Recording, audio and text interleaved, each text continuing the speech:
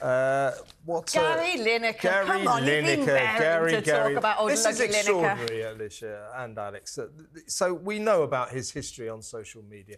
What was it, a year ago now, maybe less, when he tweeted, compared the language the Tory party were using about the migrant crisis with the language being used by the Nazis in the 1930s in Germany.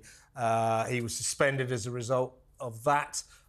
He didn't back down, and basically the BBC said, oh, we've drawn up some new social media rules in the light of Gary's problem. And what the rules are is everybody else in the BBC has to be very careful about what they tweet, but Gary Lineker can tweet what the hell he likes. He got in trouble just recently for joining a list of, people who were condemning Israel's action in Gaza. That was on social media as well. And now this is where I think he's crossed the line. It's such a ridiculous story. Wayne Rooney, brilliant footballer, clearly a useless manager. He goes to Birmingham City in the Championship in October. They're sixth in the table. 15 games later, he's lost 13 of them, only won 2. And Birmingham have slipped from 6th in the table to 20th in the table, so they sacked him. Now, the BBC drama Peaky Blinders was, of course, based in Birmingham. They were a famous criminal gang there.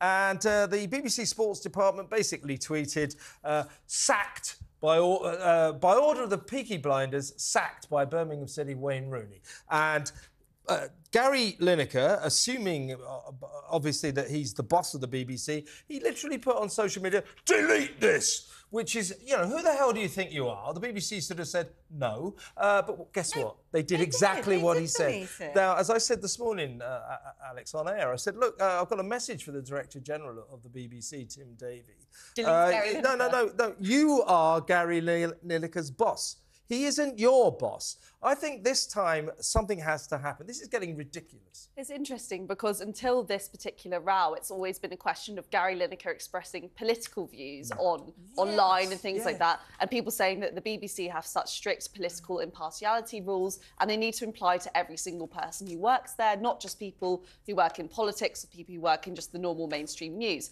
But this now is just something that's actually a bit different. It's just about his power in the organisation and how much of a say he has over other people. And the trouble with this is because they listened to his demands, it will then open the question of whether there was a bit of that power play happening during these big political debates and whether or not he actually called the shots there. It's not much of a hill to die on. I don't even see what's offensive or wrong about that what's tweet. wrong with the tweet? He didn't even explain why it should be deleted. What sort of confected moral offence that old Lucky Lineker is... I'll explain to you. Oh, really? He's a soccer guy, you see. And, basically...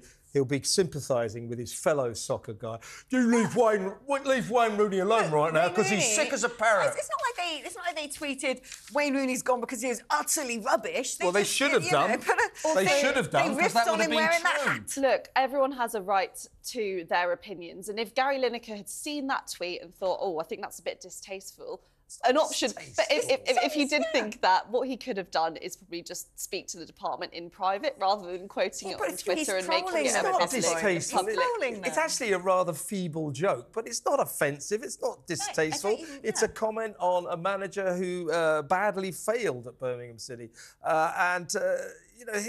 his entitlement, his sense of entitlement now at the BBC is out of control, ordering his employers to delete a tweet, and they do it. Tim Davie's got to get a grip. I'm just going to draw in another analogy, actually, that happened recently. So the Conservative Party actually tweeted something semi-recently that lots of the party spoke out against on Twitter. Like, lots of really senior MPs were retweeting it and saying, this doesn't represent our views, this doesn't represent our values. And then it wasn't deleted. And then lots of people were discussing, that isn't right. All of these really senior figures in the Conservative Party have asked for it to be deleted, but the Conservative Party Twitter account didn't delete the thing. So it's interesting that it's pretty much the same situation has happened, but the opposite outcome occurred.